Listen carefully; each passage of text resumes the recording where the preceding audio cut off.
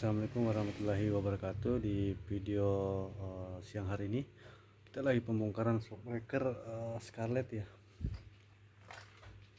Ini adalah shockbreaker Scarlett Coffee Ohlins ya. Ini bisa kalau Scarlett ini bahan dan kualitasnya sama dengan Red It ya, Red It JP. Untuk kelemahan shockbreaker seperti ini, tabungnya mudah bocor, karet tabungnya mudah bocor.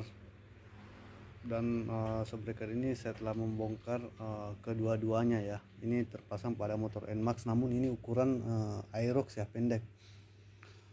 Untuk shockbreaker Scarlett ini memiliki single click. Ini click kompresi. Oke, setelah kita pembongkaran, yang utama harus kita ganti, tentu kita harus mengganti karet seal ya. Ini adalah karet seal yang baru, harus ganti untuk mencegah kebocoran saat pemasangan. Itu kita digantikan dengan karet seal yang lama. Ini karet sealnya yang lama, seperti ini. Ini tidak bocor, namun tetap kita harus ganti saat pembongkaran untuk meminimalisir kebocoran ya.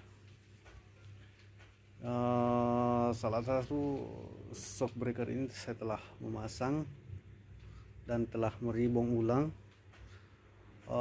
Sedikit saya memberi sentuhan pada piston ya, piston klep.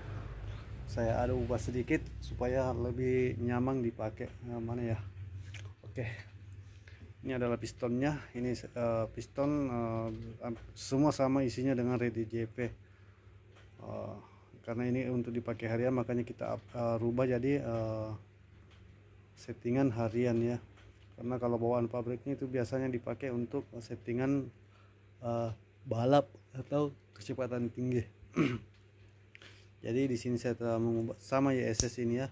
Jadi bagian sini saya telah ubah, jadi klep ini sudah lembek ya, lembek sekali mainnya. Soalnya tidak terlalu membutuhkan tekanan udara yang tinggi untuk shockbreaker ini, agar supaya bisa bekerja dengan normal. Saya tidak perlu bahas panjang lebar tentang shockbreaker Scarlett ini. Yang saya tahu Scarlett ini bahannya cukup lumayan bagus. Mungkin itu saja video singkat dari saya tentang bukan review ya, dokumentasi singkat untuk shockbreaker Scarlett Coffee Ohlins. Jadi seperti ini penampakannya setelah saya bongkar dan merakit ulang, dan saya sudah menemukan titik pas untuk dimana saya harus mengunci ribonnya. Jadi ini ribonnya sudah pas dengan kekentalan olinya. Oke, sekian dari saya. Assalamualaikum warahmatullahi wabarakatuh.